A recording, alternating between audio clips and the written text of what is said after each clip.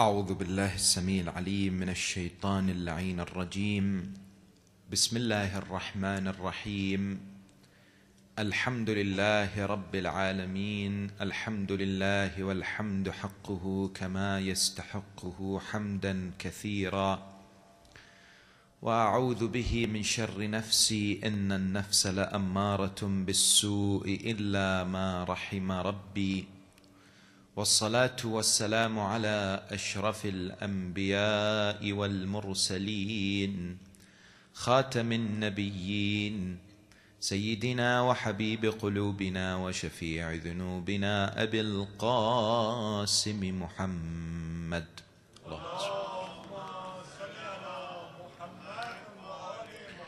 وعلى أهل بيته الطيبين الطاهرين المعصومين المطهرين المكرمين، ولعنة الله على أعدائهم أجمعين من أول يوم ظلمتهم إلى قيام يوم الدين.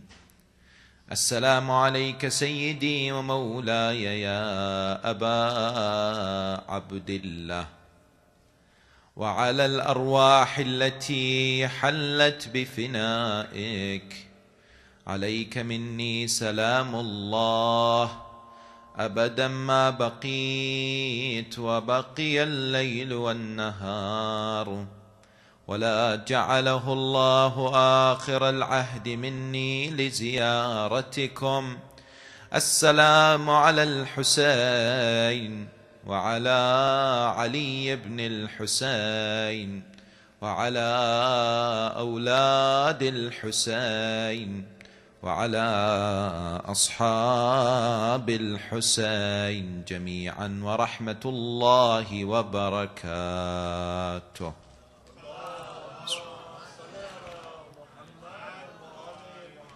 قال الله العظيم في محكم كتابه الكريم: وهو أحسن القائلين وأصدق الصادقين. بسم الله الرحمن الرحيم: ومن أعرض عن ذكري فإن له معيشة ضنكا ونحشره يوم القيامة أعمى. قال رب لم حشرتني أعمى وقد كنت بصيرا. قال كذلك أتتك آياتنا فنسيتها وكذلك اليوم تنسى. آمنا بالله. صدق الله العلي العظيم. For the purification of the souls and the enlightenment of the hearts, and for the hastening of the reappearance of Baqiyatullah al-A'zam, Ruhi wa arwahul alameen lahul fida, enlighten your souls and the atmosphere with the recitation of salawat upon Muhammad wa ali Muhammad.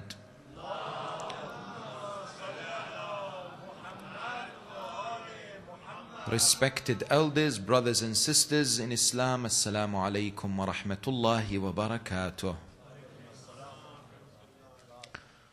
The day of Arafah, coinciding on the 9th of the month of Dhul Hijjah, is a special holy day normally honored and devoted by many believers across the world, whereby individuals seek repentance and tawbah and ask for forgiveness from Allah subhanahu wa ta'ala and the release from the chastisement and the punishment of hell. One of the main supplications that is often recited on the day of Arafah is a sublime form of dua and a communication between the human being and his creator, mentioned and narrated from none other than Sayyid al-Shuhada Aba Abdullah al-Husayn salawatullahi wa salamuhu alayhi.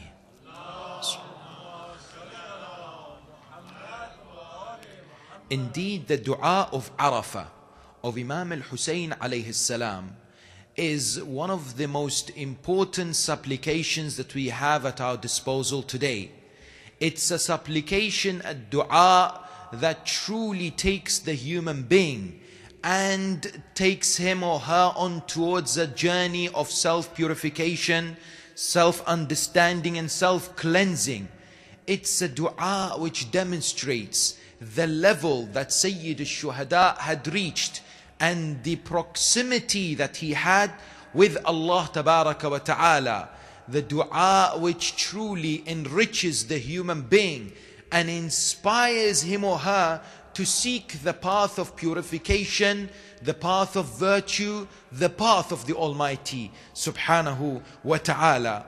The dua that reflects the spirituality of Imam al-Hussein, the love of Imam al-Hussein, the supplications of Imam al-Hussein, the sincerity of Imam al-Hussein, the dedication of Imam al-Hussein, the willingness of Imam al-Hussein, and at the same time, the fact that is portrayed by this wonderful words and the collection of supplication uttered by the Imam on the 9th of Dhul Hijjah illustrates the love of Imam al-Hussein towards Allah subhanahu wa ta'ala. Because when you look at this individual, around the world today, he has mesmerized the hearts and minds of human beings. And many find themselves falling in love with the personality of Aba Abdullah. And the main reason that stands out for this phenomena is that Aba Abdullah al-Hussein dissolved himself in the love of Allah subhanahu wa ta'ala, and Allah loved him for this and ensured that humankind also love Aba Abdullah because of his love for Allah subhanahu wa ta'ala. And therefore you'll find that the dua of Arafah is a gem that we have in the books of supplication amongst the supplications of the Ahl al-Bayt. A question that arises when we look at dua al-Arafah is, what is our approach when it comes to the supplications of the glorious Ma'soomeen alayhum as-salam? In other words, one question that is often asked, what makes the Ahl al-Bayt stand out from the rest when it comes to certain attributes and qualities? And of course, the way they communicated with Allah Tabaraka wa Ta'ala leaves many to ponder upon their status and their sincerity and their knowledge and taqwa when it comes to the art of communication with the only beloved Subhanahu wa Ta'ala. You only have to look at the Psalms of Ali Muhammad, known as Sahifa Sajjadiyya. You only need to look at, for instance, the supplications of the holy fourth Imam, known as the 15 Munajat. You only need to look at Munajat al-Sha'baniyya. You only need to reflect upon Dua Kumail and Dua Abu Hamza al-Thumali. The question is, do we do that? How many of us have sought Sahifa Sajjadiyya for help and solace at times of need and difficulty? When we're going through a rough time, how many have obtained a copy of this important collection of supplications from the Holy Fourth Imam and sought to understand the philosophy and the ethos of the dua and how we communicate with Allah subhanahu wa ta'ala? How many have asked themselves this question? When it comes to dua and supplication, what is my approach towards it? Do I just utter it? And do I just supplicate with my tongue, or is my heart in harmony and at the same time in tune with the words that I am uttering before Allah subhanahu wa ta'ala? Where is my heart and where is my tongue when it comes to dua and supplication? Where is this relationship that I have with the supplications? Have I shelved dua Arafah and do I just recite it once a year on the day of Arafah, not knowing what does it mean? Or do I go back to it, dissect it and take extracts, reflecting upon it and asking myself an important question: what does it mean to me and how can it help me in my life? These are important, pertinent ideas that should be floating in our minds, because the people outside the school of Ahl al-Bayt are missing this gem and this treasure that you and I have, which is the supplications of Ali Muhammad. It's something that we need to be able to open up and reflect upon and contemplate upon the words. At the same time, one idea that emerges is that many aspects in our lives have etiquettes, have adab. For instance, we are told when you go to sleep, there are adab, there are etiquettes. When you eat, there are certain recommendations. The Islamic faith has come forward to act as a holistic approach to life. So every element, every movement, every process will have a certain recommendations in order for this to be blessed. Before you go to sleep, you are told that ensure that you are in the state of wudu, ritual ablution. Why? Because the hadith from the Holy Prophet Muhammad sallallahu alayhi wa alihi wasallam states that he or she who sleeps whilst they are in wudu, their bed turns into a masjid, and whilst they are asleep, they are worshipping Allah subhanahu wa ta'ala. We are told before we are to sleep, we would recite the tasbih of Sayyida Fatima, because the narrations tell us that the Ahl al-Bayt sought this tasbih and taught it to their children as much as they taught the salah. We are told that before we go to sleep, we seek refuge in Allah subhanahu wa ta'ala from the temptations of the shaitan by saying A'udhu billahi minash shaitan ar-rajim several times. Reciting verses of the Quran several times. These are recommendations. At the same time, for dua, there are etiquettes that should be presented. Just like how you and I normally love to have appetizers when we go out for restaurants. When we go to have a meal, we do not, most cases, we do not just simply enter and begin to consume the main food. We request some side dishes in order to make us in the mood or to present us in the atmosphere before we approach the main course. Likewise, dua has a number of recommendations and etiquettes. What are they? Of course, these do not necessarily have to be there at all times, yet they fasten and they quicken the process of the acceptance of the supplication. Such as being in the state of wudu when we come to worship and we come to supplicate to Allah subhanahu wa ta'ala.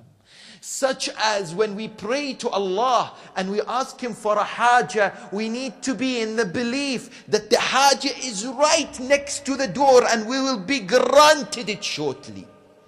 This strong conviction. Because sometimes when you and I approach the dua and we have a haja, we have a need, or we see someone and we say, please remember me in dua, in our minds we say it will never happen. But let me say it anyway, because it has become fashion. When we meet people, we say, remember me in dua. And our haja is sometimes difficult to establish, yet our belief is somewhere else, that we do not have the full conviction that Allah subhanahu wa ta'ala will fulfill it for us. Another etiquette or adab when it comes to dua is what? Is the tawassul for the Ahl al-Bayt alayhum salam. In other words, when you supplicate to Allah, you supplicate on the names of those individuals who have sought this proximity and have attained it.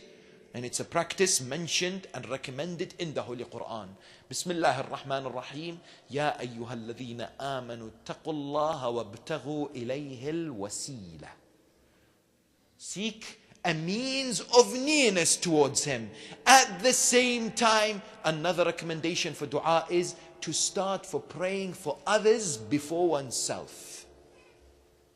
There was a companion of the Holy Seventh Imam, Imam Musa ibn Ja'far al-Kadhim salawatullahi wa salamuhu alayhi. His name was Muawiyah ibn Wahab.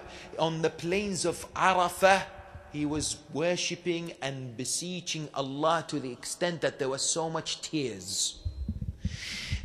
Another individual said to him, "O Muawiyah, you have indeed sought repentance from your sins and have cleansed yourself." Muawiyah said, "By God, all the supplications that I have uttered were for others, and I did not remember myself at all in dua." He said to him, "Why?" He said, "I heard Sayyidi wa Mawlai Musa ibn Ja'far say that when a human being remembers others before themselves in dua, Allah subhanahu wa ta'ala sends an angel to the first heaven. And as soon as they finish the dua, the first angel, or this angel at the first heaven, makes sure that the supplication is multiplied by 10,000.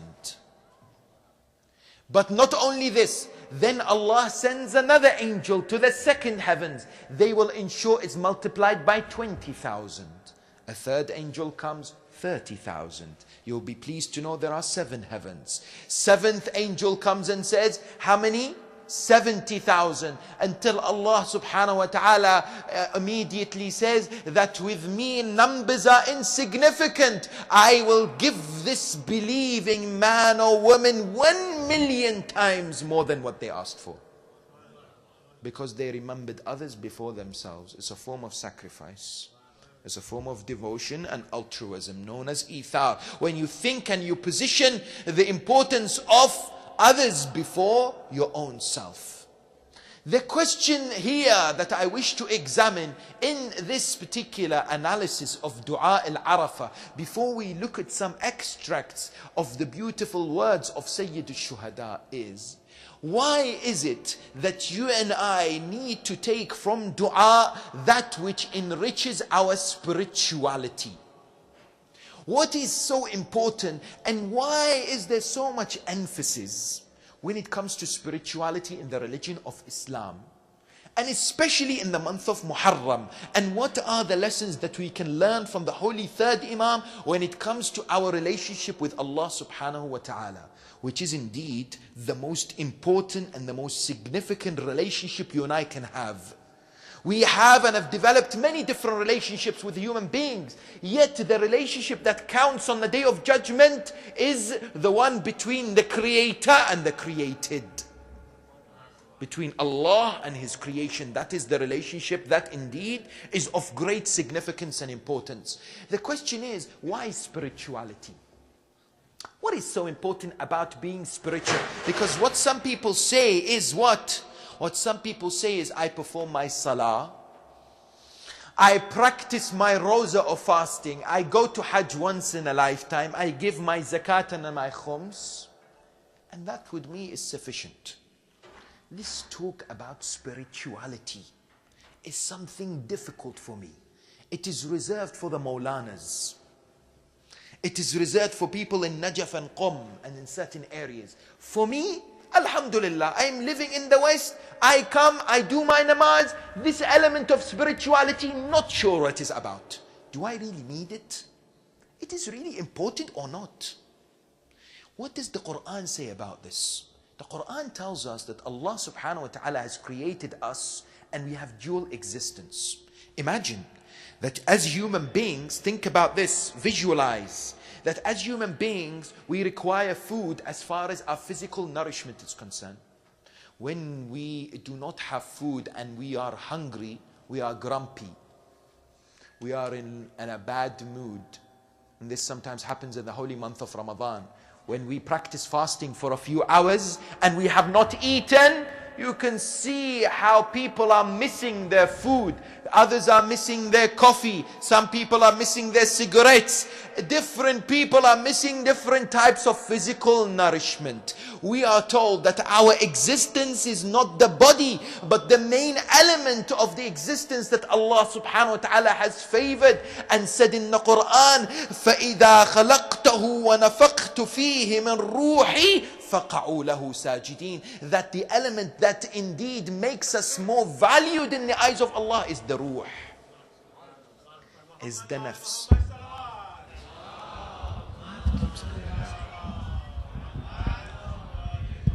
In other words, what we have to do is understand that the ruh is what we need to enrich, just as much as we are told to look after our bodies and to cater for our physical nourishment. Our soul also needs to be nourished with spirituality. Otherwise, we are considered of those whom the Quran refers to as dead, as amwat. The Quran in chapter 8 says, Ya ayyuhalladhina amanu stajibu lillahi wa lirrasul idha da'akum lima yuhyikum. O you who believe, answer the call of Allah and His Messenger to that which gives you life. To that which gives you life. Which is what? Which is the message of Islam. It gives you life. Why? Because it enriches our soul and it nourishes our ruh.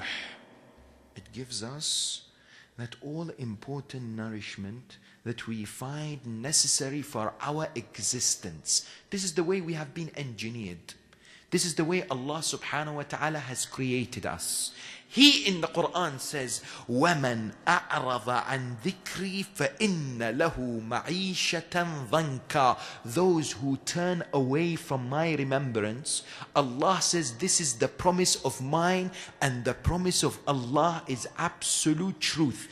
Do you know what the promise of Allah says? He says, whomsoever turns away from me, in other words, does not remember me, in other words, does not place enough emphasis upon spirituality, Allah says they will live a disastrous life full of depression, anxiety and disturbance. فَإِنَّ لَهُ مَعِيشَةً ضَنْكًا. Not only this, وَنَحْشُرُهُ يَوْمَ الْقِيَامَةِ أَعْمَى. On the day of judgment, we will resurrect him or her blind. Blind in which sense? The Quran tells us that as far as our organs is concerned, we have two forms. We have the eyes and the ears and the heart. Yet our souls also have eyes and have ears and our hearts. And if we do not polish these, they become rusted. And eventually sometimes our hearts and our ears and our eyes will become locked and sealed. And that's the most disastrous position a human being can go through. In which way will it become sealed? Allah Tabaraka wa Ta'ala says, if you turn away from Him, if you do not remember Him, not only this, on the day of judgment you will be resurrected as blind. And the person will say to Allah, قَالَ يَا رَبِّ لِمَ حَشَرْتَنِي أَعْمَى. Why is it that I'm blind on the day of judgment? Blind not only using as far as the physical eyes. A person who is blind on the day of judgment is a person and a human being who is lost, who had attained eternal damnation. Allah says, I have sent you my signs in this world and you have ignored it, and therefore today I will also ignore you. وَكَذَلِكَ الْيَوْمَ تُنْسَى. Today you will also be ignored. The Quran comes forward and tells us that وَلَقَدْ ذَرَأْنَا لِجَهَنَّمْ كَثِيرًا مِنَ الْجِنِّ وَالْإِنسِ. For Jahannam there will be a vast number of human beings and the jinn who enter hellfire. Why? لَهُمْ قُلُوبٌ لَا يَفْقَهُونَ بِهَا وَلَهُمْ آذَانٌ لَا يَسْمَعُونَ بِهَا وَلَهُمْ أَعْيُنٌ لَا يُبْصِرُونَ بِهَا. They have eyes that they do not see with. They have ears that do not hear with. They have hearts that they do not ponder with. Allah says, أُولَٰئِكَ كَالْأَنْعَامِ. They are like cattle. But no, the Quran says they are worst. بَلْ هُمْ أَضَلُّ. Those individuals who have abandoned spirituality and the path towards self-purification and self-cleansing are the losers in this world. Not only in this world, but importantly in Akhirah. Which means what? Which means you and I need to understand that spirituality is of the utmost importance in our lives and should take precedence. We should care. Just like how the Ahl al-Bayt cared the most. In which way? An individual came to the commander of the faithful, Amir al-Mu'mineen, Ali ibn Abi Talib, salawatullahi wa salamu alayhi.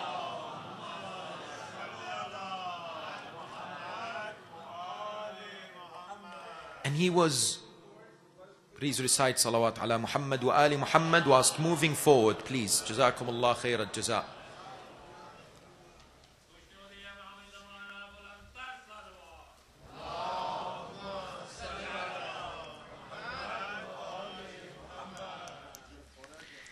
An individual came to Amir al-Mu'mineen and said to him, he was a barber. Amir al-Mu'mineen said to him, I want you to trim my mustache. I want you to trim my mustache. This individual wanted to trim the mustache of Ali ibn Abi Talib. As soon as he came to do so, he saw the lips of Ali moving in the dhikr and the remembrance of Allah. He said to him, Ya Amir al-Mu'mineen, can you stop the remembrance for a few minutes in case that I hurt you because I'm trimming your mustache? Amir al-Mu'mineen said to him, you do your job and I do mine.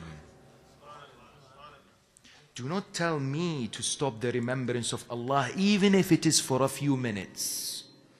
This is what the Ahl al-Bayt speak about when it comes to the remembrance of Allah. If you go to this sublime supplication known as Dua Abu Hamza al-Thumali, the Holy Fourth Imam says what? He said, Sayyidi wa Mawlai بِذِكْرِكَ عَاشَ قَلْبِي. Oh my Master, oh my Mawla, with your remembrance my heart is alive.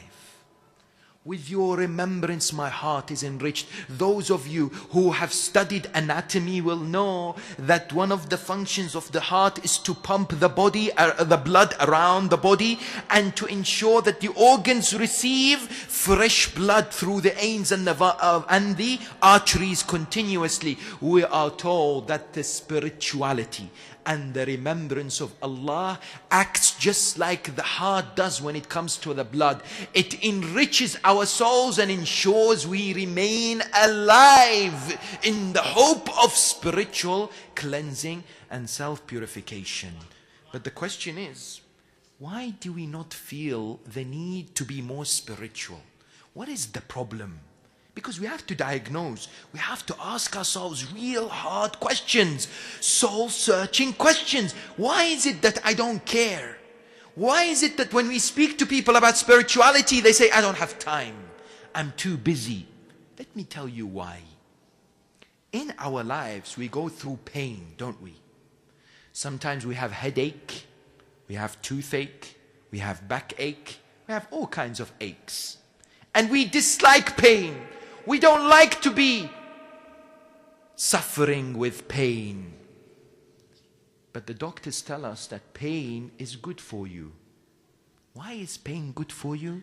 Because it's the body's response to tell you there's something wrong. That you need to look at something which is not right in your body. So what do? We take painkillers. Right? So when we suffer with pain, we take painkillers because we don't want to suffer continuously. We want to be relieved from the discomfort. But the message is quite clear scientifically and medically that in most cases when it comes to this pain that you and I endure and have to go through, there is an underlying problem in our lives, in our bodies specifically, that we need to diagnose and the doctors often seek to establish. Now you might be asking, what is this? Is this now turned into a science class? Because when we speak about the physical body, we link it to the soul as well. The question is, am I feeling the pain of the lack of spirituality or not?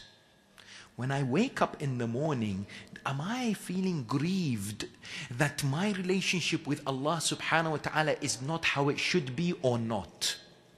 If I am not, then it's because I've taken a lot of painkillers. Not the physical painkillers, but a painkiller known as hubb dunya and materialism and possession and the love of this world. What this does is it numbs us. It gives us analgesia over the pain. Allah subhanahu wa ta'ala has created us and engineered us in the way that we seek Him. We want Him. We desire Him. We want to find this proximity towards Him. At hard times, at difficult times, we turn towards Him. True? It is said that Mikhail Gorbachev, the previous USSR president, was one day riding on a helicopter ride with President Nixon in the 70s. When he was on the helicopter ride, apparently there was a storm and the pilot said that we are in trouble, that we may not make it. And Richard Nixon himself says, I saw Gorbachev saying, "Oh God, help us." I looked at him and said, I thought you don't believe in God. Why is it that you're saying, "Oh God"? He said, please don't spread this. But I found myself helpless at this time that I immediately said, "Oh God," without a particular intention. It just came out. And this is found in the Quran. Allah subhanahu wa ta'ala says that there are individuals who disbelieve. When hardship strikes, they're looking for something and a mighty power that takes them out. And that's why we need spirituality. And that's why we can understand why there is bala. Some people say, why do I have to go through trial and difficulties? Someone came to Ali ibn Abi Talib and said to him, you know what, I pray to Allah. I say, "Oh Allah, don't make me go through trials and difficulties. I don't want to." Amir al-Mu'mineen says, that's a dua that will never be answered. Because every human being will go through hardship, will go through examination, will go through a test. Ask Allah and say, "Oh Allah, my test, I want it to be on anything except faith. I want to be strong in my iman. Oh Allah, do not make my examination on my iman." So pray to Allah that the examination is of a certain type. Therefore, spirituality, we turn to Allah at times of need. And when it comes to ibadah, we need Allah subhanahu wa ta'ala. Why? Because of the need for spirituality. But the question is, most of us what? Most of us have or are suffering with this analgesia known as the love of this world. Musa ala nabiyyina wa ala alihi wa alayhi afdal as-salatu was-salam one day was walking past and saw a human being in sajda. This man was in sajda and praying to Allah, praying to the Almighty subhanahu wa ta'ala. When he came back, he still saw him in sajda and praying to Allah. So he thought with himself, by now surely God the Almighty would have forgiven this man and would have given him whatever he wanted. Allah revealed to Musa, "O Musa, if this man remains in sajda for so long, until his neck cracks from his body, I will not answer his dua." Musa said, "Ya Rabb al-Alameen, why?" Allah says, "Ya Musa, it is because he is a liar. When he is praying to me, his heart is full of the love of this world, of materialism. Something which blinds us, something which is a main obstacle before us and the Almighty subhanahu wa ta'ala." What does it mean? You see, this week in the United States, many people will be celebrating Thanksgiving. And there is a day afterwards known as what? Black Friday. Now, have you ever thought why it's called Black Friday? If you were to Google Black Friday, something which I did today, you will find a number of interesting stories about what happened in the past few years in Black Friday. You will also understand that it's known as black because in Philadelphia, the reason why it's called black is because of the congestion that the police saw on the streets due to the masses going out for shopping. Yet, the reports of violence in the last few years have been increasing year after year. 2008 was the first year in which a death was recorded in the early hours of a Friday because of the rush that people go through in order to buy certain products.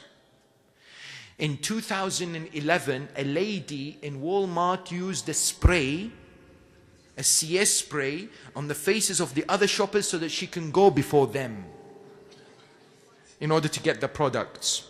In 2010, in another store, what happened was, as soon as one of the employees opened the door, the people who had been queuing up from 10 p.m. the day before on Thanksgiving Day, they rushed towards, in their thousands, they trampled this employee, he died, and when the police came in order to take his body out, they were trampled as well. Imagine. What kind of world are we living in, whereby all that I'm thinking is, I want that and I want this. I want to own this and I want to take that. And if I don't have it, then I'm missing something. We are engulfed in this culture of wanting to own, wanting to possess. The more we possess, the more the world tells us, come towards us. It's like salt water, the Ahl al-Bayt tell us. It's like seawater, whereby the more we drink, the more thirsty we become.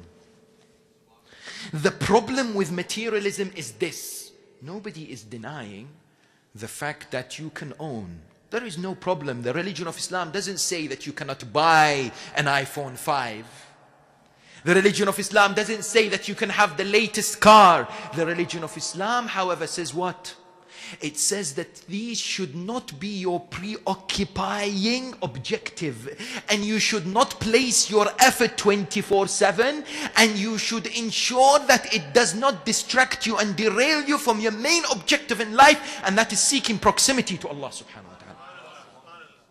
The religion of Islam is the religion of moderation, but at the same time the religion that warns you and I of the dangers that exists out there. We can see it around us in communities outside the religion of Islam, and there are certain types of people who are obsessed with having and wanting, and they look at the celebrity X and celebrity Y and what they are wearing and their haircut and everything else associated with it, and they want to mimic them. Because that for them is everything that will give them temporary pleasure, temporary satisfaction. Therefore, we are in need of spirituality, and we are in need of the wake-up call, and we need to feel the pain. We need to be able to sense this idea that we as human beings have been created with the desire to seek Allah subhanahu wa ta'ala, and to ask important questions about our spirituality and about where we are as far as our relationship with our Creator is concerned. And this is where the du'as of the Ahl al-Bayt alayhum salam come in. If you were to pick up Du'a Arafah, let me take you through Du'a Arafah very briefly. It's a long dua, but a truly mesmerizing form of communication between a human being and his Creator. You see, when it comes to Dua Arafah, Imam alayhi salam wants to bring you and I into this realization. He wants to bring you and I into this awakening. Enough is enough that we suffer with negligence and we suffer with ignorance. This state of ghafla that the Quran speaks about. فَلَا تَكُنْ مِنَ الْغَافِلِينَ. Allah says, I want you to come towards me. An individual one day went to a mystic and said to him, teach me the Ismullah al-A'zam. Teach me the great name of Allah. Because you know, sometimes people come to scholars. These day and age, they email and they tweet and they send Facebook messages and they say, Maulana, you have a dua or a ta'weez because I have a problem. Please help me. And I need something that you could give me so that everything will be okay. So this man came to this particular mystic and said, can you help me? I'm looking for the great name of Allah, Ismullah al-A'zam, that I can name and everything will happen for me. This mystic said to him, no problem. Can you please go and take this bottle, take this bucket and get me water from the sea? He said, okay, I will do it for you. He took the bucket, he went to the sea, he filled it. As soon as he stood up to come back, in front of him he saw a lion. A lion who wasn't very pleased. Looked like a lion who hadn't had a meal for a few days. At that moment, he said, where should I turn? Where should I go? The best thing is to jump into the water and to swim and save myself. The lion would not come into the water. He looked back in order to jump into the water, and he saw a huge whale and a shark waiting for him in case he jumps into the water. This is where the difficulty lies. He said, Khalas, have I written my will? Maybe I haven't. At that moment, what he said was, Ya Allah. All that he said was, Ya Allah. As the moment where the lion was charging towards him in order to attack him, he said, Ya Allah, and subconsciously lowered himself. And in that moment, the lion jumped across him and landed into the water and was swallowed by the shark. The man went back, told the mystic this story. The mystic said to him, you are asking me for Ismullah al-A'zam and you already have it when you said Ya Allah.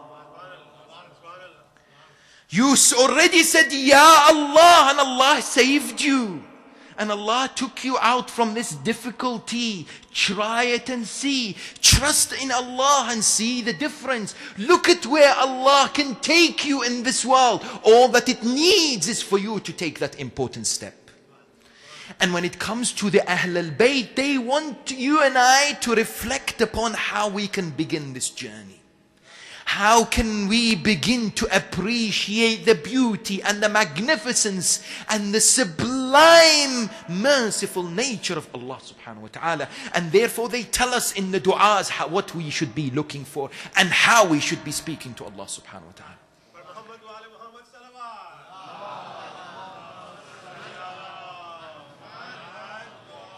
Imam alayhi salam says in Du'a Arafah, pick up the dua and reflect about it. He says, Allahumma, O my Lord, place in my heart khashya ka'anni arak. It's as if I see you. What does that mean?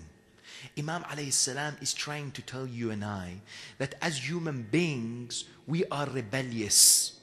We look for adventures. And the only thing that stops us from doing that, or from doing whatever that distances us from Allah and the committing of the sins, God forbid, is the realization that we can see Allah subhanahu wa ta'ala. Allahumma ja'anni akhshaka ka'anni arak. Oh Allah, make me fear you. Some people ask the question, should we fear Allah? Shouldn't we be loving the Almighty subhanahu wa ta'ala? What is it that when we come to the Almighty we should be displaying? This is because some of the spiritual mystics have said when it comes to khawf, there are 4 levels. Focus on these 4 levels and where we lie when it comes to this idea that the Imam is trying to reflect in Dua Arafah. They say the first level of khawf is the fear from our sins, from the disobedience of Allah subhanahu wa ta'ala. When it comes to the fear of the disobedience of sins, we fear and we should practice it because we would need to have a realization in our minds about the repercussions of our a'mal. Which means what? Which means we need to have a good understanding of what the consequences are as far as punishment is concerned. Meaning that in the Quran there are so many verses that speak about Jahannam. Some people say when it comes to Zakireen, when it comes to scholars, they should not frighten people. They should not speak about hellfire and Jahannam because that gives a gloomy picture. I ask you, why does Allah subhanahu wa ta'ala in the Quran then mention Jahannam in so many places? Why? Why is it that in the Quran Allah gives us detailed images and graphical descriptions of what happens inside Jahannam? Like what? Like Allah Tabaraka wa Ta'ala tells us about the food and the drink of the people of Jahannam. May Allah protect us all from hellfire. Allah says they have Hamim and they have Ghassaq. What is Hamim? Hamim is scalding hot boiling water that as soon as the people of hellfire drink will erupt their bodies and will ensure that their guts immediately, violently erupt. And what is Ghassaq? Ghassaq is pus that emerges from the skin and the flesh of the human being. Allah says that the people of hell begin to eat their own pus and the exodus that emerges from their flesh and from their bodies. You say to me, they are being punished in the pits of hell and they are hungry and they are thirsty. Indeed, Allah makes them this. And indeed, the psychological torment and the punishment is worse, knowing that Allah is displeased with them. Allah talks about shajaratu zaqqum. Inna shajarata zaqqum ta'amul athim. Why am I telling you this? Because when you and I are in front of that television screen and there is that Bollywood movie. I'm in the United States and I say it deliberately, Bollywood movie. Because some people say, you know, Maulana, Bollywood, okay. Hollywood, problem. For some reason, there is a fatwa, not from one of our maraji', But self-induced fatwa from some of our brothers that say, certain types of movies, because they are from India, they are halal. Yet where is this from the teachings of the religion of Islam? When I look at this, what images are in my mind? What stops me from that? Do I really practice khawf at the first level, which is fear from the repercussions of my actions? I always say to my brothers and sisters, when it comes to tarbiyah and teaching of the youngsters, do not give them this very dark, frightening image of Allah. Make them frightened of their own actions and their repercussions of them. Make them understand the evil nature of the sins and make them love Allah subhanahu wa ta'ala. Because Allah is the creator and is the God of mercy and is the God of compassion. Yet He has said that, look, I have created you in this existence, and this existence is part of what? Is part of a trial, is part of an examination. I want you to go to Jannah. I have created you for Jannah, but you need to earn paradise. Just like how Amir al-Mu'mineen says, the price for your soul is Jannah. Do not sell it for anything else.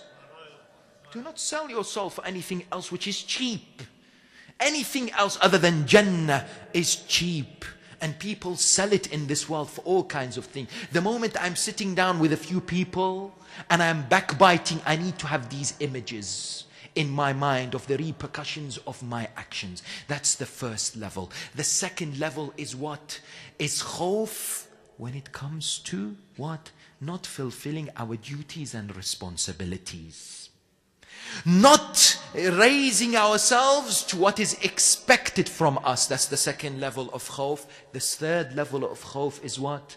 The third level of khawf is when you and I have this feeling that Allah subhanahu wa ta'ala is distant from us. Look at how the commander of the faithful in Dua Kumail says, Sayyidi wa Mawlai, sabartu ala adhabik, fakayfa asbiru ala firaqik. Oh my Lord, if I have the patience to bear your punishment, I can never bear being away from you.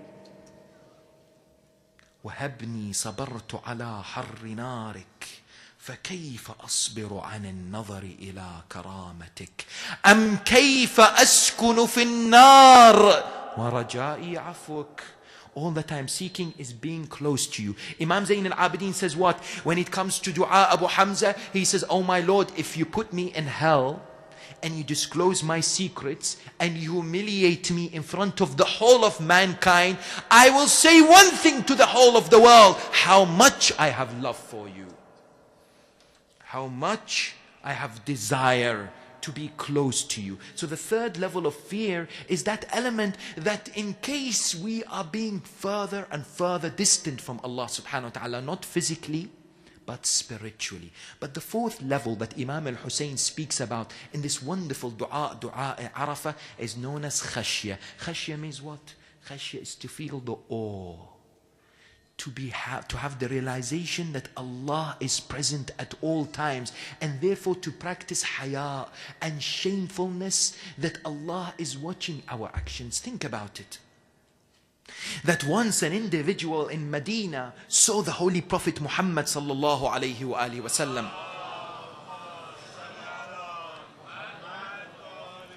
and he was consuming alcohol. This man was consuming wine. He saw the Prophet walk in the streets of Medina. At that moment he recognized that he had performed something which is indeed forbidden and prohibited in the religion of Islam. And the Prophet would look at him. So he realized that the Prophet of Islam would ask him, just like how some of us sometimes, if we're walking on the street, or we are somewhere and we see a Maulana, or we see a Sheikh, or we see somebody that we know or respect, and we have the earphones, right? We come and we say to them, Maulana, you know I'm listening to the Quran. God knows what we are listening to, right? This man came and he was so remorseful because he saw the Prophet. He made this vow with Allah: oh Allah, if you take me out of this difficult position, I will never ever drink alcohol again. Rasulullah came to him and said, what is it that you're drinking? In the midst of his fear and his panic, he said, Ya Rasulullah, I love drinking vinegar, and this is vinegar.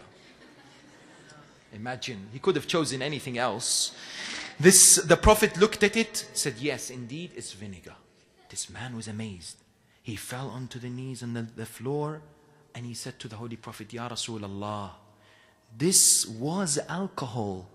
But I was an individual who returned to Allah and besieged Him. And Allah's doors and gates are always open to those who want Him and have this desire to turn towards Him. And at the same time, I asked Him, oh Allah, take me out of this difficult position.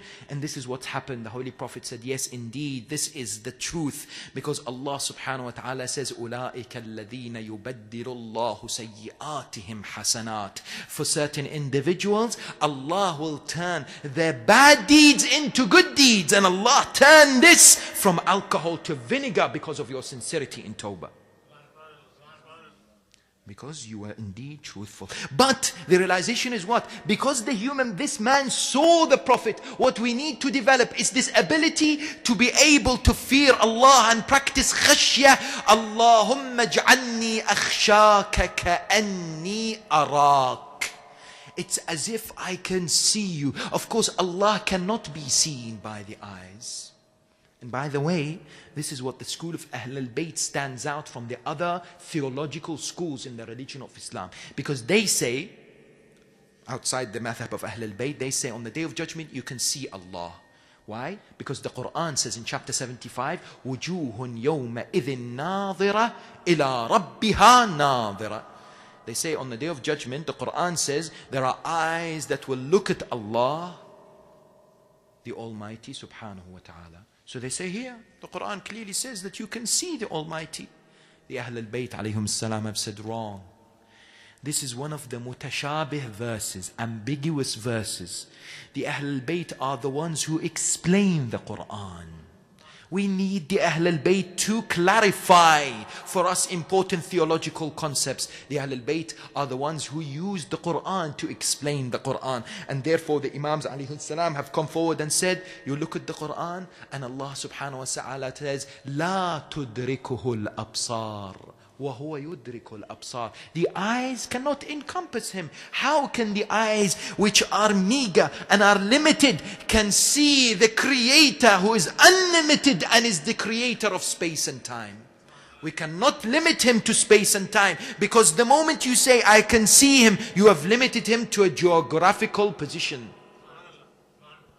You cannot do so. Therefore, what do the Ahl al-Bayt say? They say when the Quran says وُجُوهٌ يَوْمَئِذٍ نَاظِرَةٌ, their faces are looking, they are not looking at Allah, they are waiting and anticipating the mercy of Allah. Just like how you and I sometimes say, I am waiting or I am looking at a group of people to answer me. It's not necessarily that I'm looking by the eyes, but I'm anticipating and wanting their return. This is what the Ahl al-Bayt alayhim salam says. But importantly, Imam al-Hussein wants to transcend us and lifts us to another level, to conduct our lives in a way that we practice just according to the realization that Allah subhanahu wa ta'ala, we can see that He is there at all times, and therefore we practice shamefulness known as haya before conducting anything. And this was only one sentence from the sublime Dua al-Arafah. And the Imam alayhi salam continues to describe how you and I need to approach this particular important pivotal area of our life. Something that the companions of the Imam noticed in his personality. And indeed, on the night of Ashura, they were individuals who spent the night in the remembrance of Allah, in supplication, in dua, in the recitation of the Quran, and in prayers. And one of those individuals, companions, who is truly known for his spirituality and for his adherence to the school of Aba Abdullah al-Hussein, is Muslim ibn Aqil. Muslim, the ambassador of Imam al-Hussein, who was sent to the people of Kufa. The narrations tell us he was deserted. He was deserted because of many reasons. He was deserted because the people went for dunya. He was left by himself because people were told that if you follow him, your lives will come to an end. And at the same time, thousands were imprisoned. He found himself all alone after Salatul Isha in the Jami' on the mosque of Kufa. When he looked behind, he was by himself. He walks in the streets of Kufa, all as a stranger, as a gharib. And he sits down thirsty outside the house by a lady by the name of Taw'a. She comes out, she's looking for her son. She sees Muslim ibn Aqil sitting. She says to him, Ya Abdullah, what is it that you require? Why are you sitting next to my house? He says to her, Ya Amatallah, hal min sharbati ma'. Is there some water that I can quench my thirst?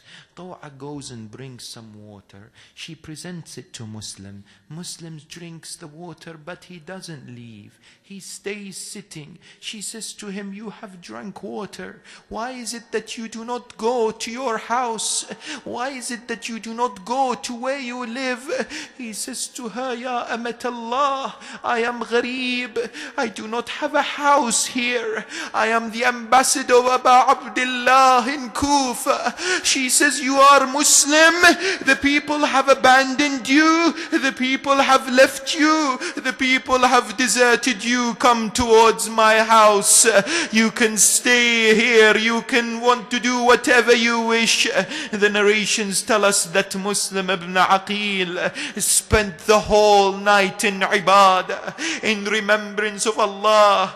During a small time of it, he fell asleep in sajda. He saw Amir al-Mu'mineen, his uncle. Amir al-Mu'mineen said to him, we are waiting for you. We are anticipating your arrival. The son of Taw'a comes inside. He notices that Taw'a goes inside and out of a room taking food and water. He asks her, who is inside that room? She takes an oath from him. He gives her the oath not to disclose this. She tells him, this is Muslim ibn Aqil. This man breaks it, goes and informs Ubaydullah ibn Ziyad, who sends a large number of his troops that surround the house of Taw'a. Muslim ibn Aqil notices that there are people calling him. He understands that it is the time for jihad and fighting. The narration tells us that he emerges from the room, informs Taw'a that may Allah bless you and give you reward for what you have given me, that you will attain the shafa'ah of the Ahl al-Bayt on the day of judgment. He goes and begins to fight courageously, killing many of the enemy. At that moment, the call is made that you must surround him from all corners. You must not leave him one by one. More people come to join and to fight Muslim ibn Aqil until a trap is made for him and he falls inside the trap.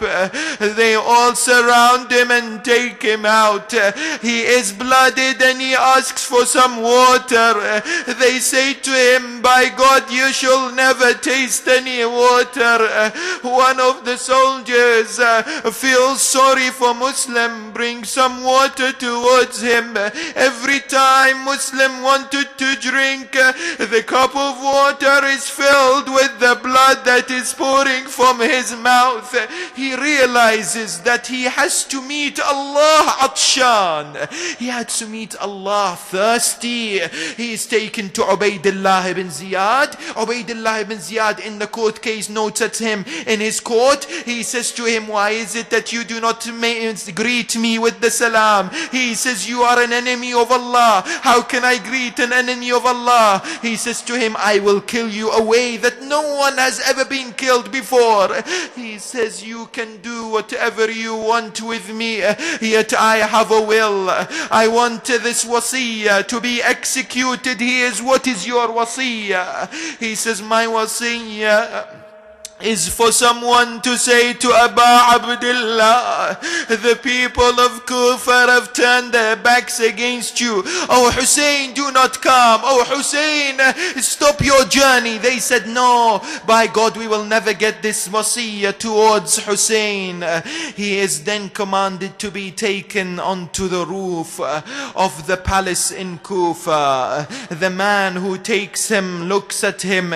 Muslim says, I ask you in the name of Allah to allow me to do something before you take my life. He said, what is it that you love to do? He said, I love to supplicate and pray to Allah. The narration tells us that Muslim prays a 2 rak'at namaz, but before anything happens, when he completes the salah, he looks towards the direction of Medina. He says, Assalamu alayka ya Aba Abdullah. He greets Aba Abdullah al-Hussein. At that moment when he says this, the Jallad takes the sword. He beheads Muslim. He throws the body of Muslim from on top of the palace until he lands on towards the ground. The body of Muslim is dragged across the streets of Kufa. On the way to Karbala, the news reaches Aba Abdullah al-Hussein. When he reads the news reaches, he goes to find the daughter of Muslim by the name of Hamida. He goes to find her. She was with Aba Abdullah, with the daughters of Hussein. He comes and doesn't say anything. He places his hands on the head of Hamida. She says to him, Sayyidi Aba Abdullah, what you've done to me is what the orphans are normally treated. Am I an orphan today? What has happened to my father Muslim? He says to her, my daughter Hamida, from today I am your father and Zainab is your mother. I say to her, Hamida, who is your father on the day of Ashura when Hussein is no longer there?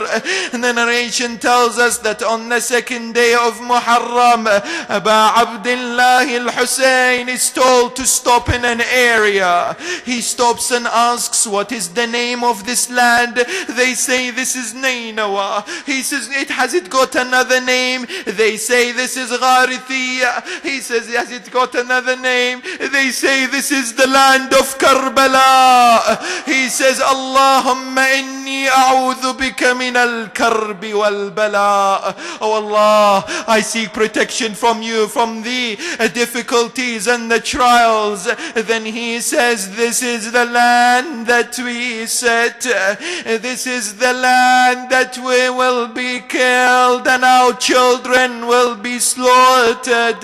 This is the land that our women will be enslaved. This is the land of the massacre. Allahu Akbar. We are then taken to the moment that the Ahl al-Bayt return back once again to Karbala. When they come back to Karbala on the day of Arba'in, the narration tells us that Aba Abdullah al-Hussein's body has been buried, yet Sayyida Zainab is looking for the grave. She asks her nephew, she says to him, Dullani ala qabri Aba Abdullah, tell me where is the grave of my brother Hussein. Imam al-Sajjad shows her the grave of Aba Abdullah. The narrations tell us that Sayyida Zainab was carrying something with her. She sits next to the body. She takes out the head of Aba Abdullah. She says, this is the day that I joined the head of Aba Abdullah to his body.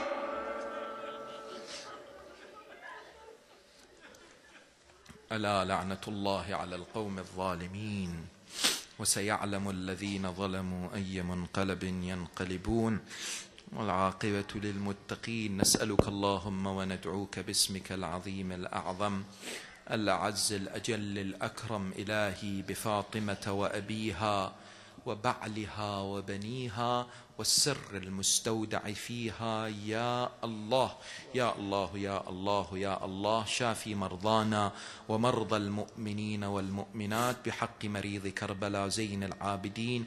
Many of our brothers and sisters have sent messages. They have requested for dua, for supplications. These are the great nights of dua and connecting to Allah subhanahu wa ta'ala and asking for a hajat. All of us have hajat. We have people who we know that are suffering and are ill.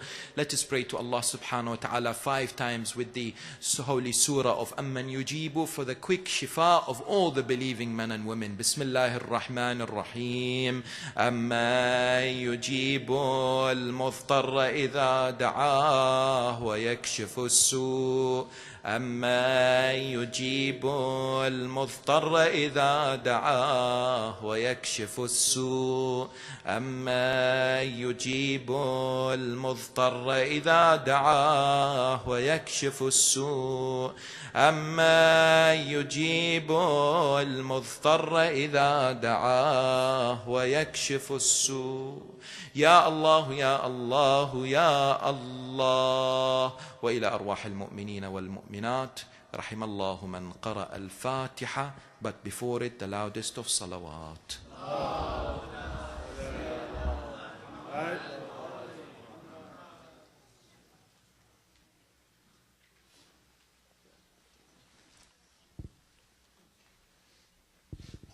حسين حسين حسين حسين حسين حسين حسين حسين